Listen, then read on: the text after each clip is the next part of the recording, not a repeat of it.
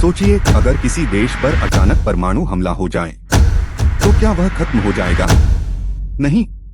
अगर उसके पास एसएसए है तो वह दुश्मन को मिटा देने की ताकत रखता है। और यही क्षमता भारत ने विकसित कर ली है। दोस्तों, चीन और पाकिस्तान की नींद उड़ चुकी है।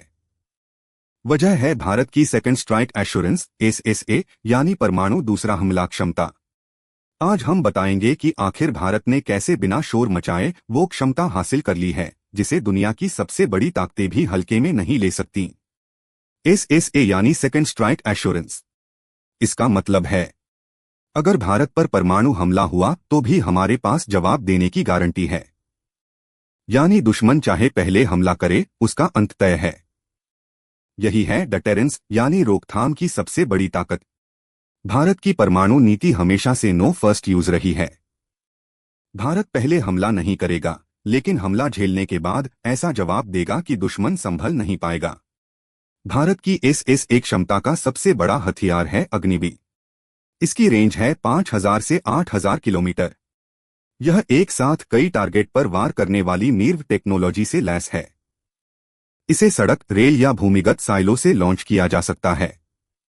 यानी दुश्मन चाहे जितनी कोशिश कर ले, भारत की मिसाइलें बची रहेंगी और पलटवार जरूर होगा। बीजिंग हो, शंघाई हो या इस्लामाबाद, कोई भी शहर भारत की पहुंच से बाहर नहीं। एसएसए का सबसे बड़ा रहस्य है भारत की परमाणु पनडुब्बियां। इंस अरिहंत जैसी एसएसबीएन पनडुब्बियां समंदर में महीनों तक गायब रहती हैं। इन पर तैनात के-4 और के-15 मिसाइलें किसी भी वक्त दुश्मन पर बरस सकती हैं। इसे कहते हैं न्यूक्लियर ट्रायड।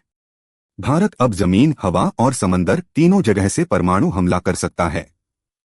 यानी दुश्मन चाहे कितना भी चालाक हो, भारत का जवाब निश्चित है। भारत ने हमेशा अपनी असली क्षमता को राज ही रखा है। मीर्व तकनीक कब और कितनी तैनात है, कोई नहीं जानता। यही है स्ट्रैटेजिक एम्बिग्यूटी, रणनीतिक अस्पष्टता। और यही चीन और पाकिस्तान की सबसे बड़ी चिंता है। क्योंकि जब असली ताकत का अंदाजा न लगे तो डर और भी बढ़ जाता है। पाकिस्तान की नीति है पहले परमाणु हमला करो। लेकिन भारत की एसएसए क्षमता ने उसके इस प्लान को ध्वस्त कर दिया है। क्योंकि हमला करने के बाद पाकिस्तान का अस्तित्व ही खत्म हो जाएगा। चीन अब तक अपनी सैन्य बढ़त पर इतराता था, लेकिन अग्निवीर ने बीजिंग और शंघाई जैसे शहरों को भारत की पहुंच में ला दिया है। चीन अब मानने पर मजबूर है कि भारत सिर्फ दक्षिण एशिया नहीं बल्कि वैश्विक शक्ति है।